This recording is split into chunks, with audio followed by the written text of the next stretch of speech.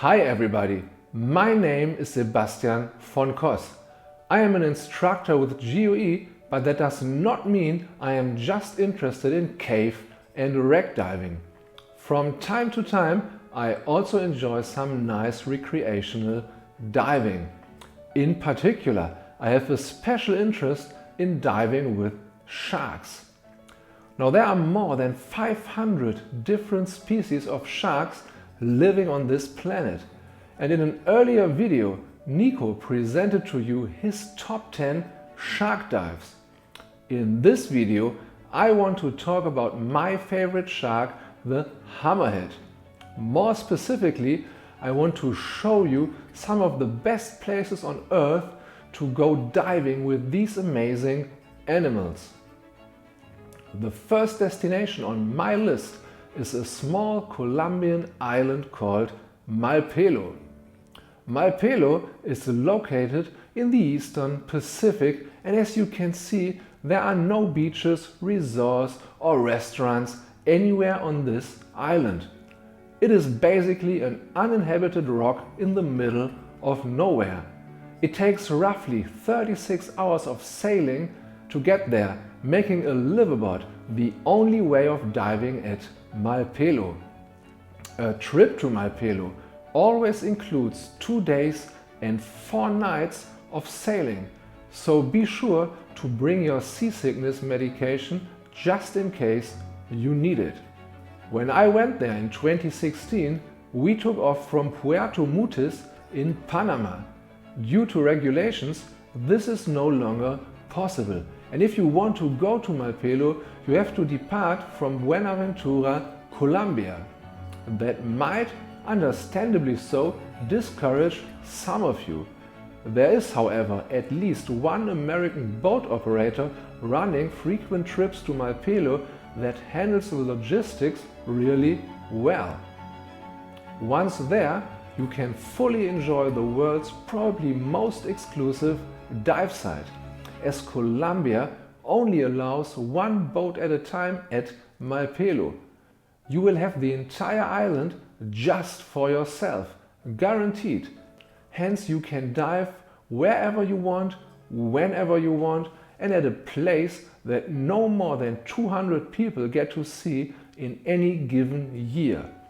To add some color to this number, at Brother Islands or Daedalus in the Red Sea, you probably have to share the water with more divers at a time on every early morning dive you do. If you are lucky at Brothers, 200 divers share one hammerhead. If you are lucky at Malpelo, 200 hammerheads share one diver. And I mean that literally. We did a lot of dives, not some, a lot, where we saw hundreds of hammerheads. In fact, one of my dive buddies, who apparently had too much time on his hands, took the liberty to count the number of hammerheads passing by in a single 2-minute shot that I took. He counted more than 180 sharks, and I have to mention that I didn't even use a wide angle, meaning my camera probably missed half of the sharks. That means we are talking about 360 sharks in just 2 minutes. Someone on board our boat did his 16th trip to Malpelo, and he said in terms of hammerheads it was by far the best one he ever did. So if you are planning to go there, it would probably be a good idea to adjust your expectations. A few days into the trip, we came up with a little game. At the beginning of every dive, we had to memorize the time on our dive computer once we saw our first shark. That was actually quite easy because in 9 out of 10 dives the time was still 0.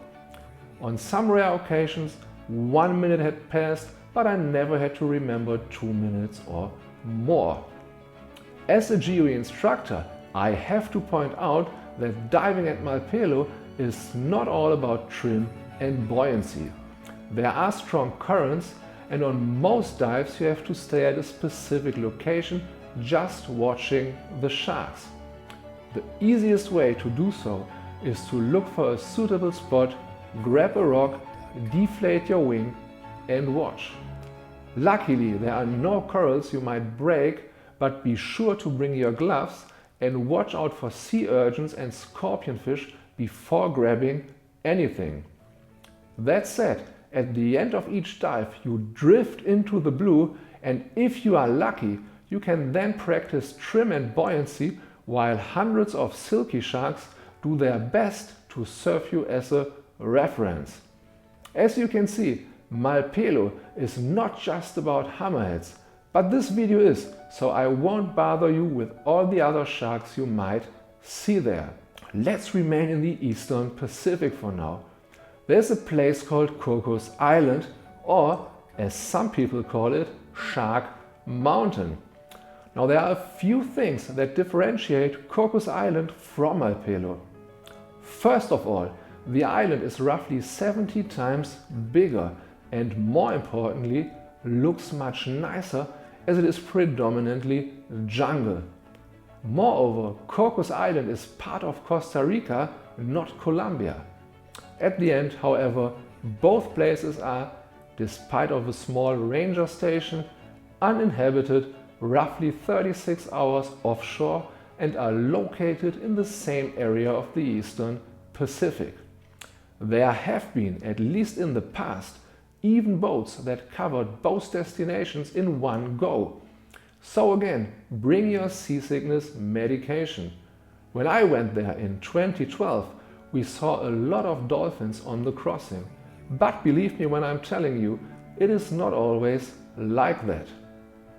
Boats to Cocos Island usually take off from Punta Arenas, a small town roughly 90 minutes away from Costa Rica's capital, San Jose. So basically you fly to San Jose and then the boat operator will have you transferred to Punta Arenas. It might not be such a bad idea to stay a night or two in San Jose, just in case your luggage does not arrive with you. Once the ship has sailed, you can say goodbye to your luggage, at least for the duration of this vacation. The diving in Cocos Island is not quite as exclusive as in Malpelo, as there are a few boats covering this destination. That means boats have to coordinate the dive sites. Given there are roughly 20 different sites, that is in principle not much of a challenge. But some dive sites are better than others, and you might not get to see your favorite as often as you would love to. Two of my favorite dive sites when it comes to hammerheads have been places called Dirty Rock and Alcyon. Dirty Rock is basically a small rock next to the main island, and its name originates from the fact that birds love to, there's no nice way to say this, on it. And now it is dirty.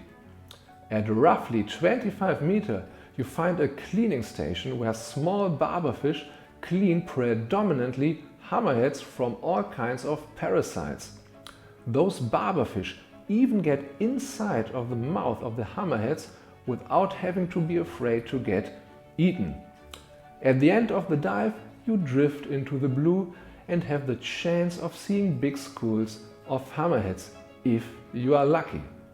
Alcyon is a sea mountain located 2 kilometers off the main island, with its top 25 meters below the surface. As it is a very exposed location, there are often quite strong currents. There is, however, a descent line attached to the top of the mountain that you can, or maybe have to, grab to make sure you arrive where you want to go. Once you reach the bottom, just find a sheltered place to hide, a rock to grab, and watch the movie that nature presents to you. Alcyon is arguably the best place on Cocos Island to see large schools of hammerheads. However, when I went there, we did not see nearly as many hammerheads as on my trip to Malpelo. But this is nature and not a zoo, hence you never know what to expect, and that, to be honest, is part of the excitement.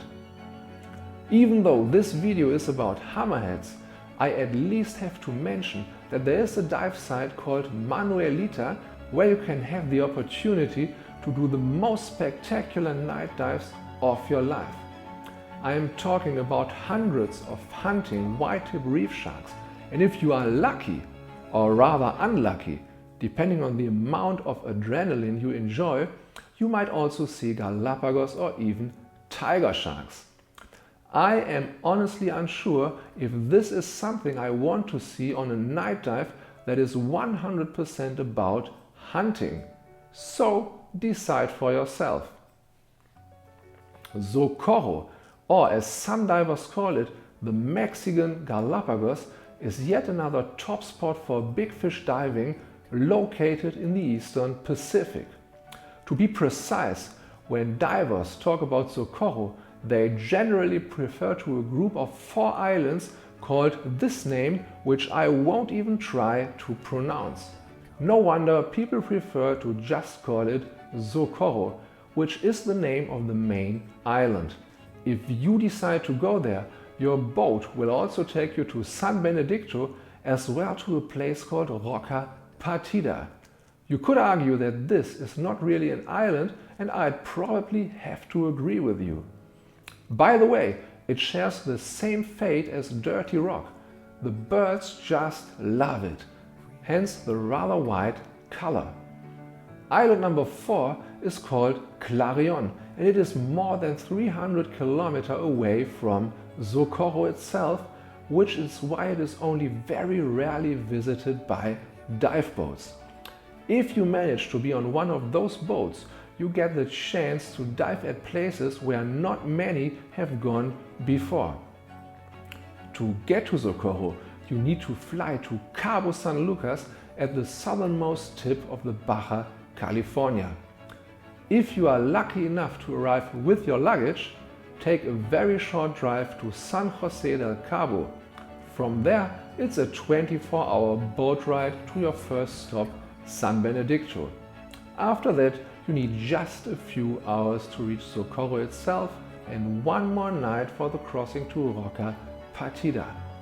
So you will again spend a lot of time traveling the open ocean with all the pleasant and sometimes rather unpleasant side effects that might come with it. When it comes to diving, Socorro is much more diverse than Cocos Island or Malpelo. Sure, there are not just sharks at both of the locations. But let's be honest, 95% of the diving in Cocos Island or Malpelo is about sharks, which is great. Socorro, however, offers, let's say, maybe a little less sharks, but much more variety. At San Benedicto, there's a place called Boiler where you have the opportunity to dive with the giant oceanic manta rays. As if that wouldn't be great enough, the manta rays are interested in us divers and not afraid at all. The same is true for some dolphins that usually hang out around Socorro itself. Some people even say they are the world's most playful dolphins. Honestly, I have no clue if that might be an overstatement, but playful they are, that much I can confirm. But back to hammerheads. The remote, dirty rock called Roca Partida is probably most famous for sharks, as it is the only seamount within more than 100 kilometers. It attracts anything big. Not only sharks, by the way, there's also a humpback whale season. I did 8 dives at Roca Partida and we saw all kinds of sharks. I remember silvertips, Galapagos sharks, tons of white-tip reef sharks, my first and only seal, and yes, also some hammerheads. It was, to be honest, less than I had hoped for in terms of sharks. But again, it is not a zoo, it is the open ocean. And I have seen clips from Roca Partida that look just like what I recorded at Malpelo.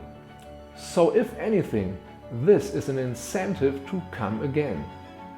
Our best dives in terms of hammerheads were at a place called The Canyon in San Benedicto.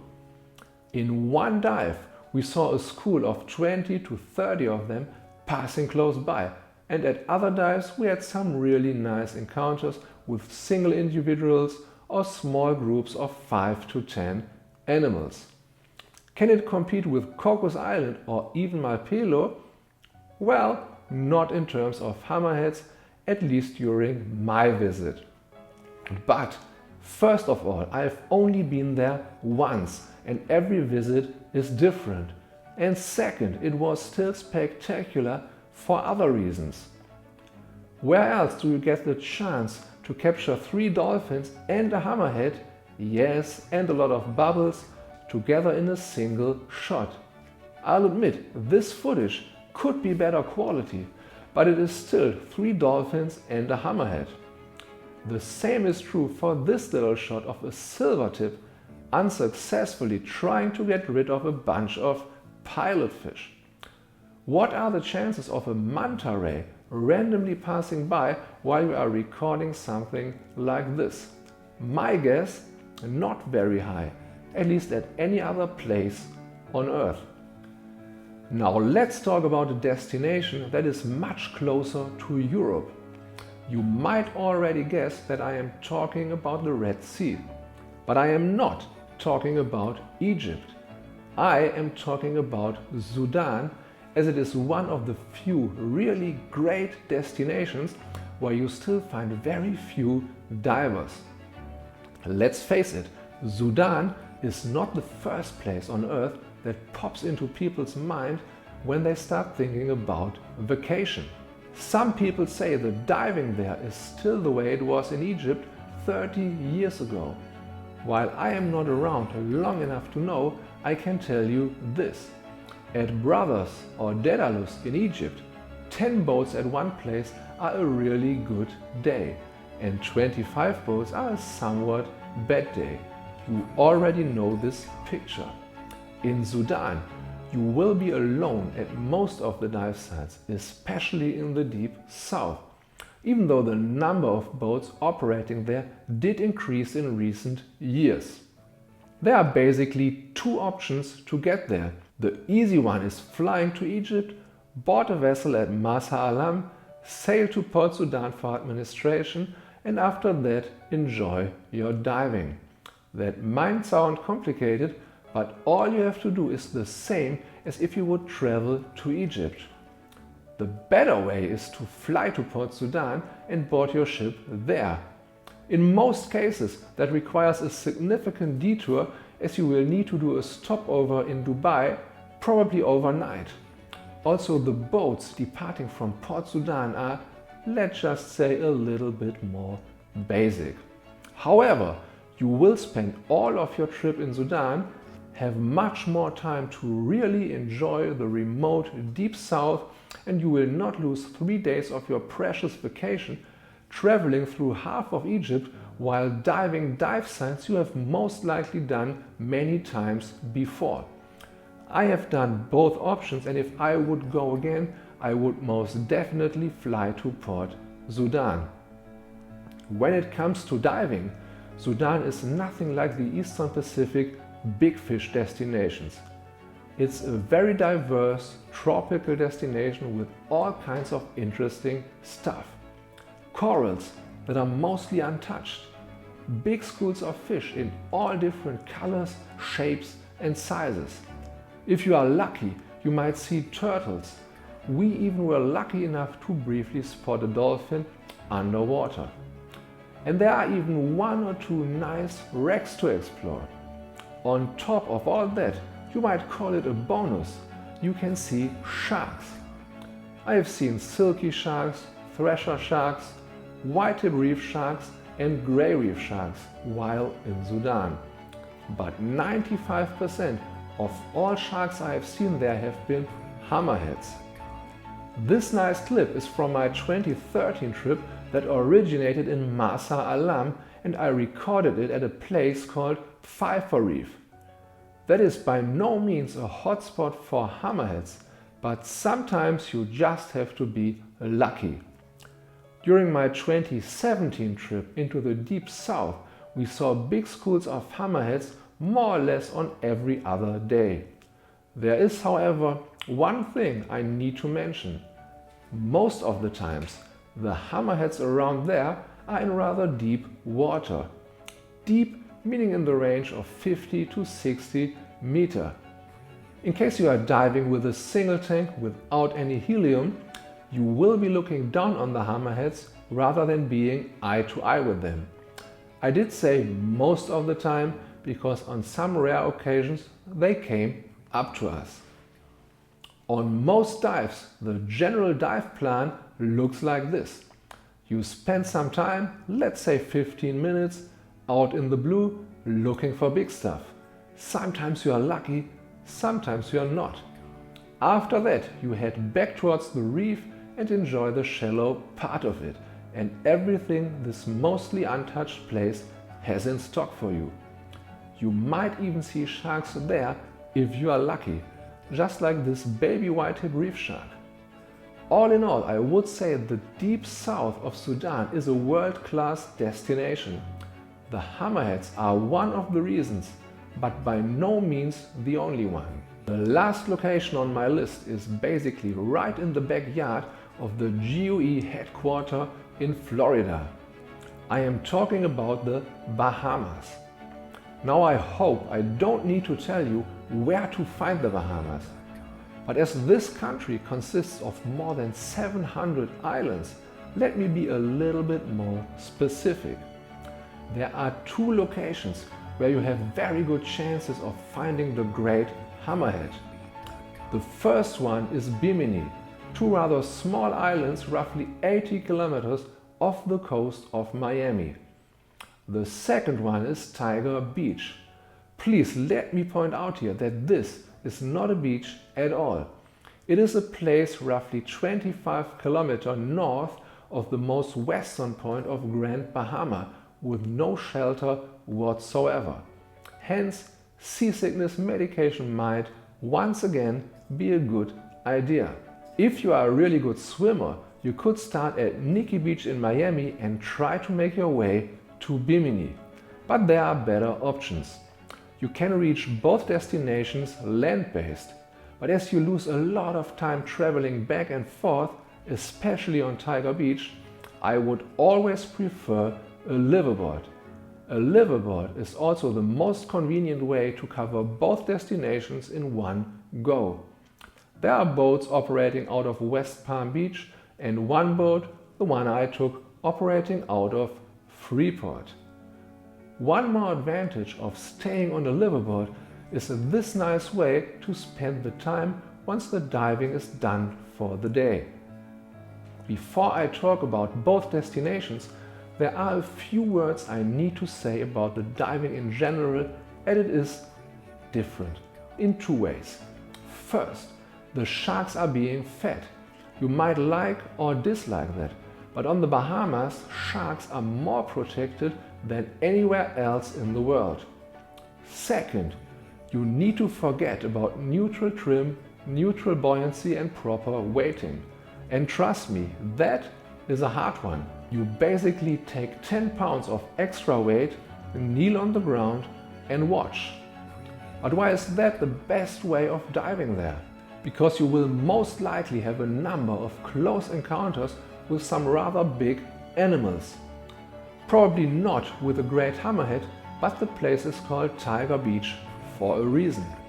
And trust me when I'm telling you, a situation like this will probably mess up your trim and buoyancy anyway.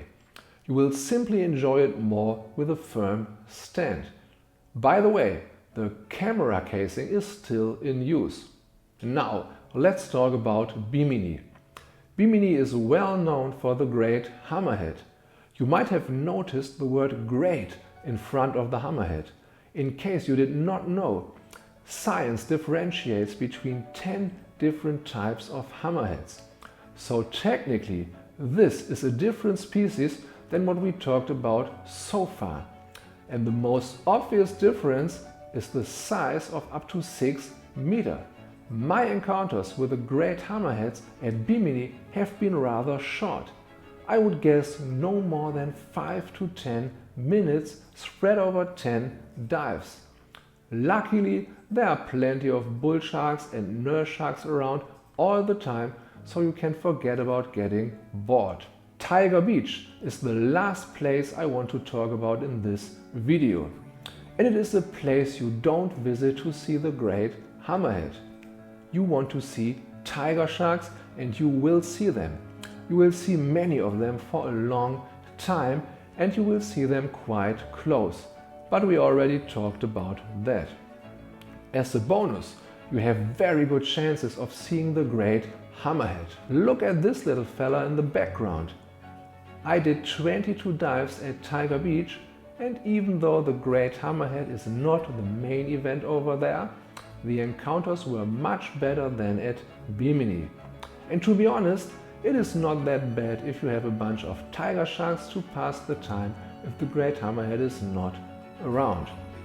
And did I mention the countless Caribbean reef sharks as well as lemon sharks?